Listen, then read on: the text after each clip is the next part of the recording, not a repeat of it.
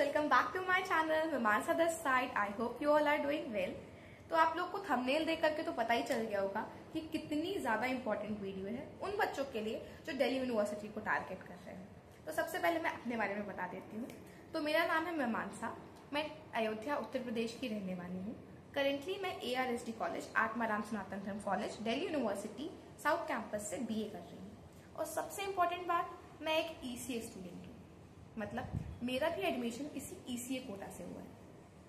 तो इस वीडियो में मैं आपको सारी बेसिक इन्फॉर्मेशन बताऊंगी कि ECA कोटा क्या होता है, कैसे अप्लाई करते हैं, कौन से बच्चे एलिजिबल होते हैं, क्या मिस्टेक्स आपको नहीं करनी है, कैसे सर्टिफिकेट अपलोड करने हैं, आप कैसे अपना ड्रीम कॉलेज अचीव कर सकते हैं, कोर्स को लेकर के क्या क्या कंफ्यूजन आ सकते हैं। तो ये सारी बेसिक इन्फॉर्मेशन मैं इस वीडियो में कवर करने वाली हूँ। लेकिन इसके पहले मैं वीडियो शुरू करूं, मैं तुम लोगों को एक बहुत ही जेंटल वार्निंग देना चाहती हूँ कुछ मिस इन्फॉर्मेशन के बारे में जो पूरे यूट्यूब पे ऐसे तैर रही है। सबसे पहली बात, किसी भी रैंडम यूट्यूब चैनल को फॉलो मत करो for this specific information. CUET के बारे में तो सबको पता है, वेबसाइट्स पे आ रहा है, लेकिन ECA कोटा के लिए स्पेसिफिकली किसी भी रैंडम चैनल को प्रेफर मत करो, क्योंकि मैंने ऑब्वियसली अब मैं नाम नहीं ले सकती, कॉपीराइट आ जाएगा। बहुत सारे चैनल्स मैंने खुद देखे, क्योंकि मैं इसके बारे में कंटेंट बनाती हूँ तो मैं भी देखती रहती हूँ कि कौन क्या बता रहा है। तो बहुत ज्यादा मिस इन्फॉर्मेशन फैलाई जा रही है। मैंने लिटरली लेजिट एक भैया जी को, जिनका दिल्ली यूनिवर्सिटी से कोई नाता नहीं है, जो कहीं से भी ECA स्टूडेंट नहीं रहे हैं, उन्होंने ये स्टेटमेंट दिया कि ECA के लिए, ECA कोटा अप्लाई करने के लिए CUET देने की जरूरत नहीं है। ये बहुत बहुत बहुत बड़ी मिस इन्फॉर्मेशन है, क्योंकि CUET इज बेसिस, ECA देने के लिए भी CUET इज द बेसिस। तो कोई भी रैंडम चैनल फॉलो मत करो। आई नो बहुत सारे चैनल्स मेरा ही कंटेंट कॉपी करके डाल रहे हैं। एक तो मैं छोटी यूट्यूबर हूँ, मेरे सब्सक्राइबर बेस तुम लोग को दिख ही रहा है 1000 के अराउंड है, तो मैं कोई कॉपीराइट भी नहीं दे सकती। तो जो बड़े बड़े चैनल्स हैं, अब तुम कंपेयर कर लो कि उन्होंने वीडियोस कब डाली हैं, और डाली तो डाली अपने हिसाब से, कोई भी लॉजिक लगा करके बता दे रहे हैं। तो ये भी तुम लोग ध्यान रखना। अब सवाल उठता है, आपने ये तो बता दिया कि बाकी लोग की वीडियो पे भरोसा क्यों नहीं करना है या क्यों सतर्क रहना है, हम आपकी बात कैसे मान रहे हैं? तो गाइस थोड़े प्रूफ्स देख लो। तो ये बहुत सारे प्यारे प्यारे कमेंट्स हैं लास्ट ईयर के। ये उन बच्चों के कमेंट्स हैं जिन्होंने मेरी वीडियो देखी, मुझे फॉलो किया, और उनका एडमिशन मिरांडा, हंसरा, जो बाकी सारे कॉलेजेस में, उनको ड्रीम कॉलेजेस में एडमिशन मिला, ड्रीम कोर्स मिल गया। तो ये और कुछ मेरे फेवरेट कमेंट्स भी हैं, जैसे ये और ये, जिन्होंने मुझे मोटिवेट किया कि मैं वीडियोस बनाती हूँ। क्योंकि मेरा ये चैनल इसके बारे में नहीं है, मैं एक व्लॉगर हूँ, मैं अपना डेली लाइफ व्लॉगिंग करती हूँ, अपनी लाइफ को डॉक्यूमेंट करती हूँ। तो ये तो मैंने लास्ट ईयर ऐसे ही अपने एक व्लॉग में बताया कि मेरा एडमिशन कैसे हुआ दिल्ली यूनिवर्सिटी। अगर तुम्हें वो वीडियो देखनी है कि मेरी क्या जर्नी थी, तो मैं लिंक डिस्क्रिप्शन बॉक्स में दे दूंगी। तो मैंने उसमें जिक्र किया कि मेरा एडमिशन ECA कोटा से हुआ है। तो जब कुछ बच्चों के मैसेजेस आए कि ECA कोटा क्या होता है, दीदी मुझे भी बता दो, मैं भी बहुत परेशान हूँ, मेरे CUET में नंबर कम आए हैं, मुझे डाउट है, बट मुझे जाना दिल्ली यूनिवर्सिटी में है। तो फिर मैंने कहा ओके बता देती हूँ। जब मैंने इसके बारे में इंफॉर्मेशन दी तो बहुत सारे बच्चों के रिस्पॉन्सेज आए, क्योंकि इसके पहले तक कोई भी वीडियो अपलोडेड नहीं थी। लाइक मेरे टाइम पे मैंने इतना स्ट्रगल किया है, एक भी वीडियो दिल्ली यूनिवर्सिटी के इससे रिगार्डिंग ECA कोटा का एक भी वीडियो नहीं थी। मैं लेजिट अपने दिल्ली यूनिवर्सिटी में ECA कोटा से म्यूजिक से गई हूँ, क्लासिकल हिंदुस्तानी म्यूजिक से।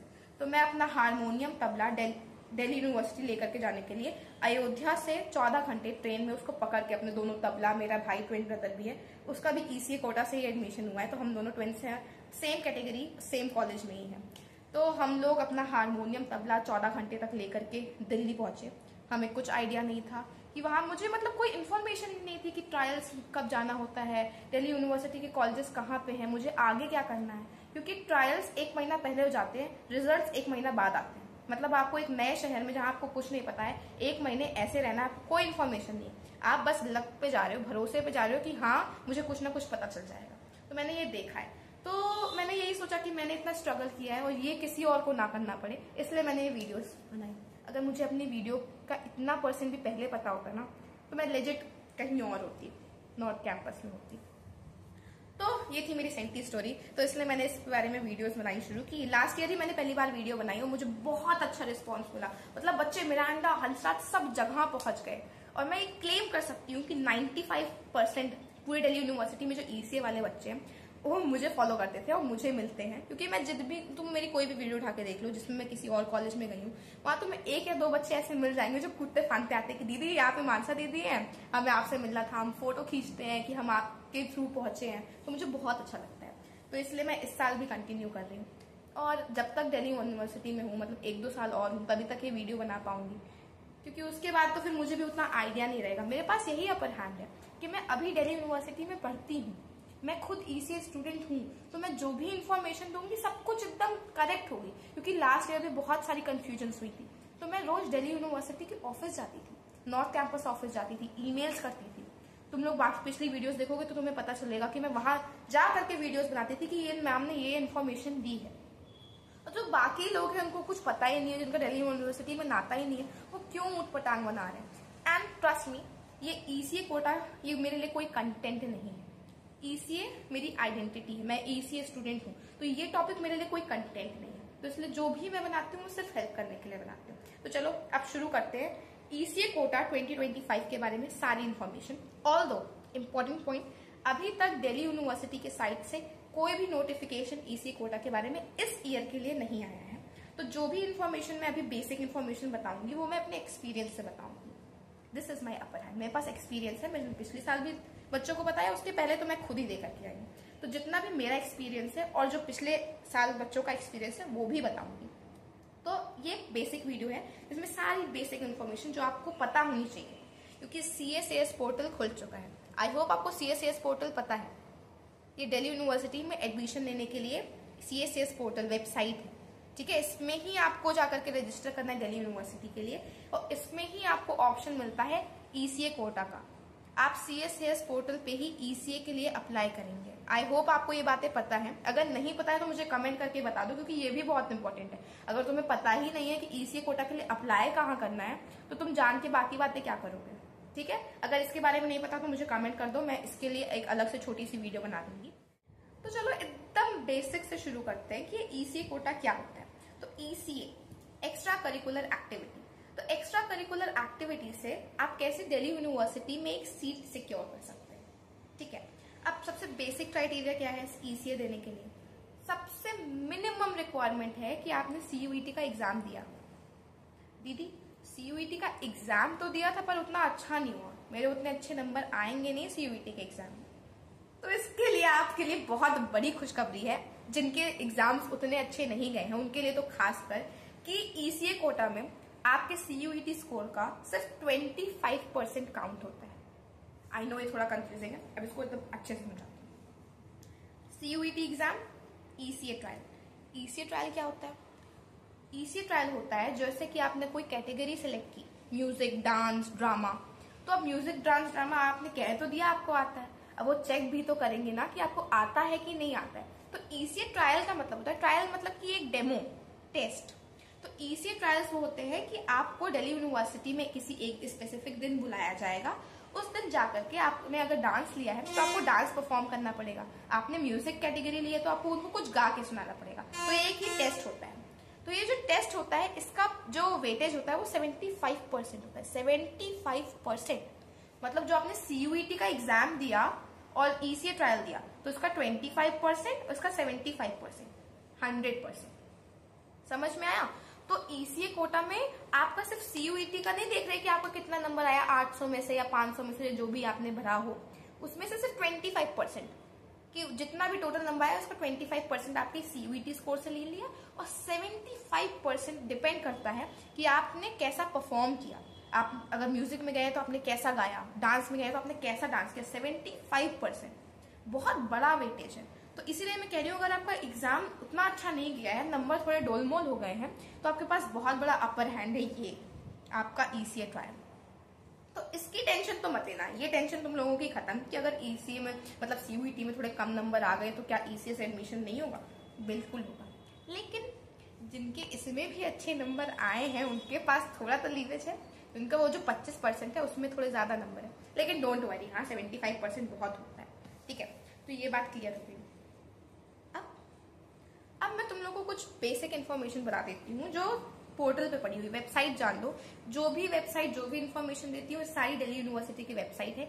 ईसीए डालोगे, ईसीए कोटा DU करके डाल देना, तुम्हें आ जाएगा मेन दिल्ली यूनिवर्सिटी की जो ऑफिशियल वेबसाइट्स आ जाएंगी, उस पर जाना। ऑल्दो अभी ईसीए कोटा 2025 के बारे में कोई इन्फॉर्मेशन नहीं, मैं इसका ही तो वेट कर रही थी कि ऑफिशियल इन्फॉर्मेशन आए तो मैं वीडियोस बनाऊं, इसलिए थोड़ा लेट हो गया। मैंने कहा ये जब तक भेजेंगे तब तक लेट हो जाएगी, तो मैं पहले ही बना देती हूँ। तो मैंने दिल्ली यूनिवर्सिटी की ऑफिशियल वेबसाइट खोल ली है, और वेबसाइट खोलते ही सबसे पहले आपको एक लंबी सी लिस्ट मिलेगी ईसीए कैटेगरीज के बारे में। तो अब मैं सबसे पहले आपको ये समझा देती हूँ कि ईसीए कैटेगरी क्या होता है। ठीक है, सारे बेसिक्स जान लो, कीवर्ड्स जान लो कि किसका मतलब क्या होता है, क्योंकि मैं चाहती हूँ कि अब तुम लोग इंडिपेंडेंट रहो, तुम लोग को खुद से पता हो कि क्या चीजें को क्या मतलब है। तुम लोग खुद ऑनलाइन वेबसाइट पे जाके चेक कर लो कि क्या प्रोग्रेस चले, क्योंकि अब तुम लोग स्कूल के बच्चे नहीं हो।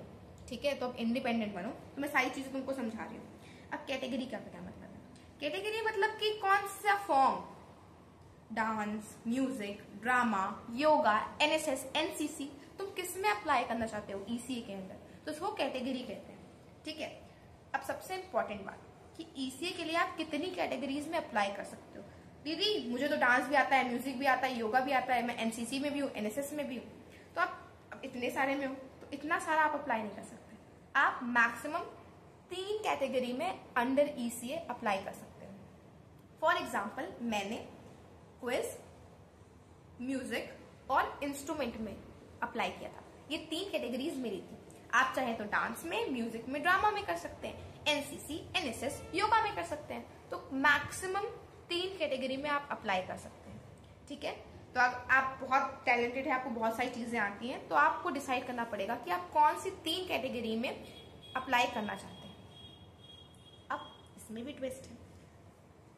3 कौन, अगर मैं उनके बच्चों की बात कर रही हूँ जिनके 3 से ज्यादा कैटेगरी में जिन अपने आप को मास्टर समझते हैं, मतलब उनको आता है, तो उनके बारे में बात कर रही हूँ। जैसे जिनके 2 ही कैटेगरी या 1 ही कैटेगरी में उनके पास नॉलेज है तो उनका तो क्लियर है, लेकिन जिनके पास 3 से ज्यादा है मैं उनको बात कर रही हूँ। तुम लोग ध्यान से सुनो।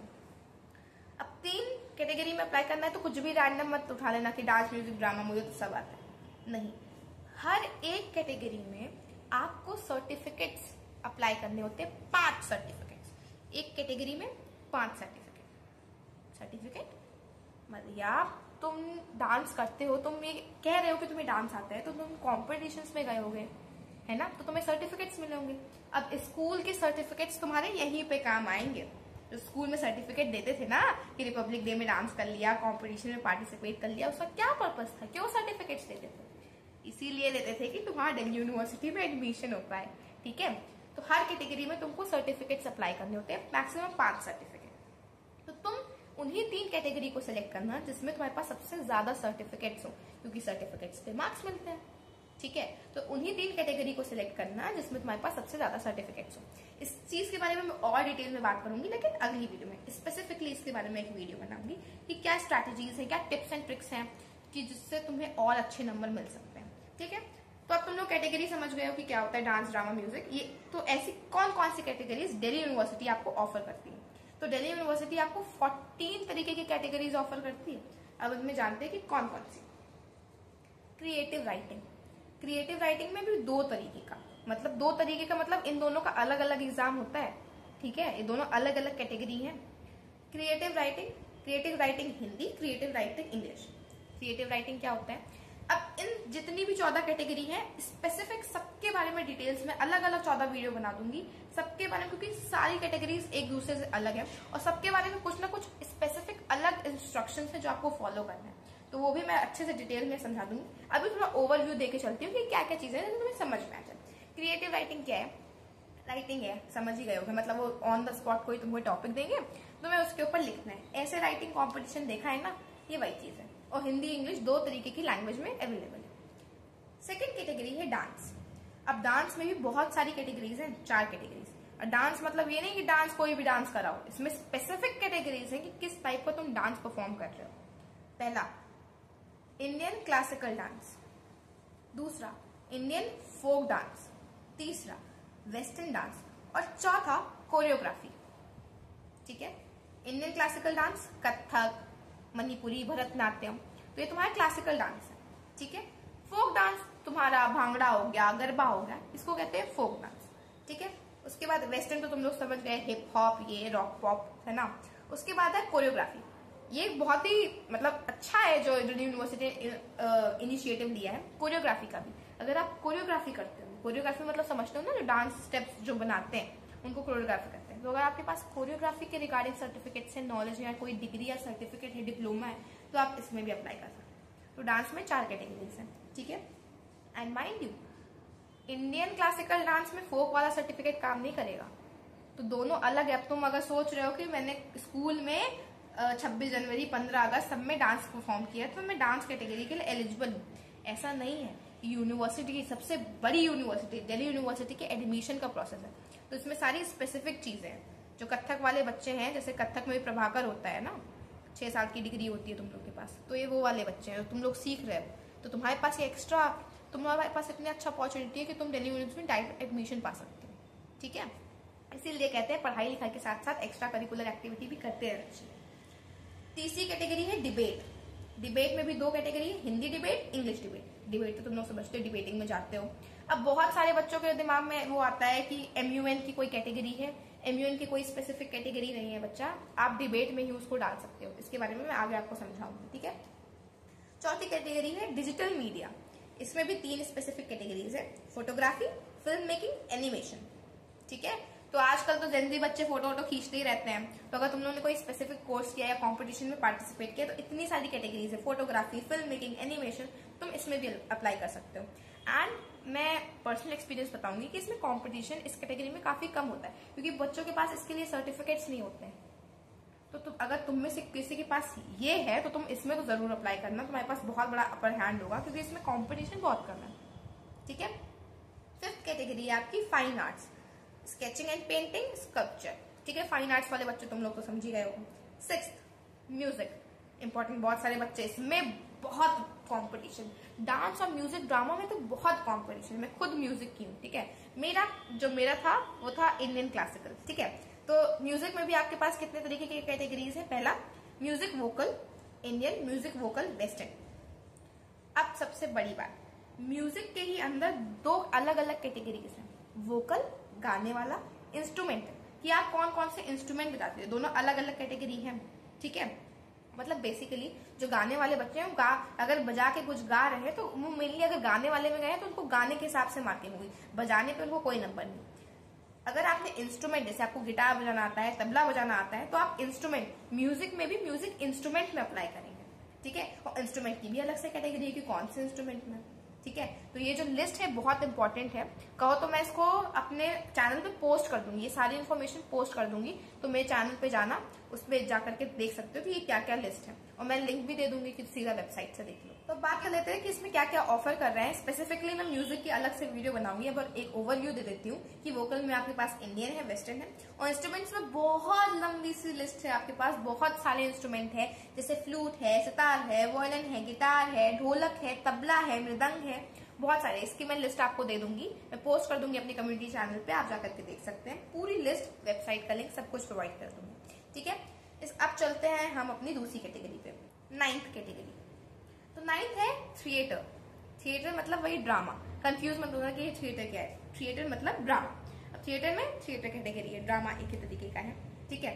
हाँ, आगे चल के आपका स्ट्रीट और स्टेज अलग अलग हो जाता है, लेकिन अभी इसमें कोई कॉम्प्लेक्सिटी नहीं है, आपको जाकर के वहां परफॉर्म करना होगा। अब थिएटर में भी क्या क्या चीजें होती है मैं स्पेसिफिक वीडियो में इसके बताऊंगी। थिएटर समझ गए ना तुम लोग, ड्रामा, ठीक है, वो जो नाटक नौटंकी स्किट करते थे हम लोग स्कूल में, ये वही है। 10th है क्विज। क्विज जैसे क्विज कंपटीशन देते थे ना, जनरल नॉलेज, करंट अफेयर, वैसा ही एक ये है क्विज। मैंने भी क्विज दिया था, 60 क्वेश्चंस आते हैं, चलो मैं बाद में वीडियो में बताऊंगी, ठीक है। 11th कैटेगरी है डिविनिटी, डिवाइन, ठीक है, ये बहुत ही कुछ नया है। तो अब ये कैटेगरी ऐसी है जिसमें बहुत सारे बच्चे कंफ्यूज रहते हैं कि इसमें क्या अप्लाई करना है, इसलिए इसमें कंपटीशन बहुत कम होता है, तो इसके बारे में भी मैं स्पेसिफिक वीडियो बनाऊंगी। और अगर तुम लोग के पास ऐसा कुछ होगा कि तुम लोग मेनली 2 कैटेगरी में अप्लाई कर रहे हो, तो तीसरा इसको कर देना। 3 में से कोई एक ही कैटेगरी से आपका एडमिशन होगा, लेकिन अगर 3 कर सकते हैं तो व्हाई नॉट, इसको तुम लोग फिल कर सकते हो। 12th कैटेगरी है एनसीसी। तो जो बच्चों ने एनसीसी लिया था स्कूल में, अब आपकी बारी है, आपको एडवांटेज मिलेगा। जितनी भी आपने स्कूल टाइम में मेहनत की है, अब यहाँ पे उसका पे ऑफ होगा। तो एनसीसी वाले बच्चे अपना अलग से कर सकते हैं, उनके पास तो बहुत ही ज्यादा, मतलब मैं एनसीसी वाले बच्चों के लिए एक स्पेसिफिक वीडियो जरूर लाऊंगी। मेरा एक बहुत अच्छा दोस्त है स्कूल टाइम से, वो भी एनसीसी के थ्रू गया है एंड उसकी तो एकदम लाइफ ही चेंज हो गई है, मतलब बहुत ही ज्यादा अच्छा उसके ऊपर इफेक्ट आया दिल्ली यूनिवर्सिटी एनसीसी के लिए। तो यूनिवर्सिटी में एनसीसी करने का एक अलग ही भौकाल, अलग ही फायदा है, तो उसके बारे में मैं स्पेसिफिक वीडियो लाऊंगी एनसीसी वाले बच्चों के लिए। इसके बाद थर्ड कैटेगरी है एनएसएस। जैसे एनसीसी है वैसे एनएसएस है। एनएसएस के बाद अगर आपके पास सर्टिफिकेट है तो आप अप्लाई कर सकते हैं। कॉलेजेस में भी एनएसएस चलता है, 2 साल का आपका टेन्योर होता है एनएसएस का। मेरे कॉलेज में भी है, सारे कॉलेजेस में होता है। लास्ट कैटेगरी है योगा, योग, ठीक है। अब योग भी बहुत अच्छी कैटेगरी है। लास्ट ईयर एक मेरा सब्सक्राइबर था, उसने 75 में से 70 मार्क्स सिक्योर किए थे आउट ऑफ 75 योगा में। तो इसमें भी कंपटीशन उतना नहीं है, तो आप योग का भी कर सकते हैं, आपके पास सर्टिफिकेट होने चाहिए। तो ये पूरी 14 कैटेगरीज मैंने आपको समझा दी। तो आपके पास ये 14 ऑप्शन है जिसमें से आप कोई भी 3 सिलेक्ट कर सकते हो और ट्रायल्स में जा सकते हो। इन तीनों में से किसी एक कैटेगरी में आपका एडमिशन होगा। अब ये कैसे पता चलेगा कि उन्होंने डांस में लिया, म्यूजिक में लिया? तो तीनों कैटेगरी में से जिसमें से आपका सबसे ज्यादा नंबर होगा, आपने डांस दिया, म्यूजिक दिया, ड्रामा दिया, आपका सबसे ज्यादा नंबर डांस में आता, तो इन दोनों को हटा करके आपको डांस की कैटेगरी से एडमिशन दिया जाएगा, ठीक है। अब कैसे एडमिशन होता है, प्रेफरेंस लिस्ट कैसे इसकी बनानी होती है, बहुत इंपॉर्टेंट है। प्रेफरेंस लिस्ट वाला क्राइटेरिया बहुत इंपॉर्टेंट है। अगली वीडियो में मैं सबसे पहले प्रेफरेंस लिस्ट की ही बात करूंगी, ठीक है, क्योंकि सेकेंड फेज में आपको प्रेफरेंस लिस्ट भरनी होती है ना। अभी तो पहला फेज शुरू हुआ है इसका दिल्ली यूनिवर्सिटी का, अभी बहुत टाइम है, लेकिन इसको वेस्ट नहीं करना है, एक स्ट्रैटेजी से चलना है, ठीक है। अब ये तो मैंने तुम्हें सारी कैटेगरीज बता दी। अब कुछ इंपॉर्टेंट इंस्ट्रक्शंस हैं, अब मैं वो पढ़ के बताती हूँ। अब बहुत ध्यान से वीडियो को सुनो, ठीक है। मैं रीड कर रही हूँ प्रॉपर इंस्ट्रक्शन, मैं डायरेक्ट यूनिवर्सिटी की लिंक से रीड कर रही हूँ इंस्ट्रक्शंस, ठीक है, और मैं तुम्हें एक्सप्लेन करूंगी कि उनका क्या मतलब है, ठीक है। जो मेन इंस्ट्रक्शंस है मैंने पहले रीड कर लिया, तो मैं तुमको स्पेसिफिक मेन इंस्ट्रक्शंस बता रही हूँ, तो तुम्हें प्रॉपर ध्यान में रखने हैं, और अगर इनमें से कुछ भी तुमने मिस किया तो तुम्हारा एडमिशन कैंसिल हो सकता है, ठीक है। सबसे पहला, the university will not entertain applications from candidates for admission under those EC categories or subcategories for which seats are not offered by any college। इसका मतलब बहुत इंपॉर्टेंट पॉइंट। अब जैसे कि मैंने तुम्हें 14 कैटेगरी बताई, ये सारी ही कैटेगरी सारे कॉलेजेस में अवेलेबल नहीं है। हर कॉलेज अपने तरफ से कुछ कैटेगरीज ऑफर करता है। जैसे मेरे कॉलेज में म्यूजिक है, ड्रामा है, लेकिन योगा की तरफ से कोई कैटेगरी ARSD में ऑफर नहीं होती। तो तुम्हें ये दिल्ली यूनिवर्सिटी लिस्ट प्रोवाइड करेगा, I will show you the list. तो हर साल दिल्ली यूनिवर्सिटी लिस्ट रिलीज करता है कि कौन कौन सा कॉलेज कौन कौन सी कैटेगरी ऑफर कर रहा है। तो आपको सबसे पहले ये चेक करना होगा कि जो आप कॉलेज टारगेट कर रहे हैं उसमें आपका EC कैटेगरी है भी या नहीं। जैसे मैंने योग तो ले लिया, मैं चाहती हूँ कि मेरा एडमिशन मिरांडा में हो और मैंने योगा कैटेगरी सिलेक्ट कर ली, लेकिन मिरांडा में योगा कैटेगरी वो ऑफर ही नहीं करते, मतलब मिरांडा में योगा कैटेगरी से कोई सीट ही नहीं है। तो हम क्लेम नहीं कर सकते कि हम मुझे तो मिरांडा हाउस जाना था, मैंने तो ट्रायल्स भी दिए, मेरे तो बहुत अच्छे नंबर आए। आपके जितने भी अच्छे नंबर आए हों, लेकिन अगर उस कॉलेज में वो सीट ही नहीं है तो आपका एडमिशन नहीं हो सकता है। ये सबसे पहली लाइन दिल्ली यूनिवर्सिटी ने अपनी तरफ से क्लियर की है। तो कैटेगरी सेलेक्ट करते समय ये ध्यान में रखना कि तुम कौन सा कॉलेज टारगेट कर रहे हो, ठीक है। मेरे भाई के साथ भी यही हुआ था कि हमें पता नहीं था, क्योंकि ये सब नहीं पता था भाई, तुमको हम बता रहे हैं, मेरे भाई को ये नहीं पता था। तो जो कॉलेज चाहता था EC कैटेगरी से, इसलिए उसको नहीं मिला क्योंकि वो कैटेगरी उसमें थी नहीं। मेरे भाई ने भी म्यूजिक कैटेगरी ली थी, लेकिन उस कॉलेज में डिबेट कैटेगरी थी, सिर्फ और सिर्फ डिबेट कैटेगरी थी, और कोई कैटेगरी ऑफर कर ही नहीं रहा था वो कॉलेज, इसलिए एडमिशन नहीं हो, क्योंकि हमने डिबेट का कोई कैटेगरी सेलेक्ट ही नहीं किया था। तो ये बहुत इंपॉर्टेंट है कि जिस कॉलेज में जाना चाहते हो वो कौन सी कैटेगरी ऑफर कर रहा है, इस बात का पता हो। ये सारी इन्फॉर्मेशन मैं अपनी अगली वीडियोस में दूंगी, स्टे कनेक्टेड, ठीक है। अब दूसरी मेन इन्फॉर्मेशन पे चलते हैं।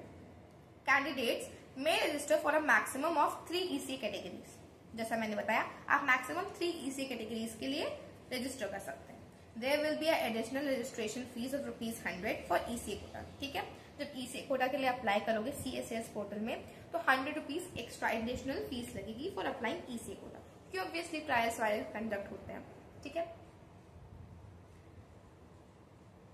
अब इसमें क्योंकि ये जो दिया गया इन्फॉर्मेशन ये पुराना है, तो इसमें स्पेसिफिकली मेंशन किया गया है कोविड के बारे में। ये 2021 का पीडीएफ है, बहुत पुराना है, पर इन्फॉर्मेशन सारी करेक्ट है। तो इसमें स्पेसिफिकली कोरोना के बारे में दिया है जो अभी वैलिड नहीं है। अब इन्फॉर्मेशन आती है undated certificates will not be considered. अब सर्टिफिकेट्स की बात सुनो। तो अब मैंने जैसे कि बताया हर एक कैटेगरी में 5-5 सर्टिफिकेट्स आपको लगाने होते हैं। अब कोई भी सर्टिफिकेट नहीं कि नर्सरी में तुमने पोएम में पार्टिसिपेट किया था, जीते तो उसको लगा दिया यूनिवर्सिटी के एडमिशन के लिए, नहीं। दिल्ली यूनिवर्सिटी की तरफ से इंफॉर्मेशन आएगी, बुलेटिन आएगा कि आपको इस ईयर से इस ईयर के बीच वाला सर्टिफिकेट लगाना होता है।